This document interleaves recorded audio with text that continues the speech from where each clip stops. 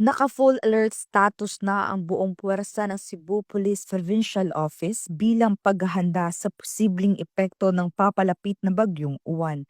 Ayon sa pamunuan ng CPPO, nakahanda ang mga pulis na tumugon sa anumang uri ng emerhensya o kalamidad na maaaring idulot ng masamang panahon. Sa direktiba ni Police Colonel Abubakar Mangilin Jr., Provincial Director ng CPPO, tiniyak ng kapulisan na patuloy ang kanilang pagbabantay at koordinasyon sa mga lokal na pamalaan upang matiyak ang kaligtasan ng mga mamamayan. Bilang bahagi ng kanilang kahandaan, naglabas din ng mga paalala at safety tips ang CPPO sa publiko hinggil sa tamang paghahanda bago, habang at pagkatapos ng bagyo.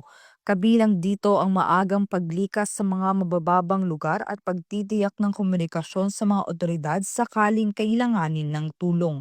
Tiniyak ng CPPO na mananatiling visible at handa ang mga kapulisan sa buong lalawigan ng Cebu upang magbigay ng agarang tulong, panatilihin ang kaayusan at masiguro ang kaligtasan ng bawat residente habang nananalasa ang bagyong uwan. Mula dito sa Central Visayas, ako yung Police News Network Correspondent Patrolwoman Judith Nicanor, alagad ng batas, tagataguyod ng Balitang Pulis.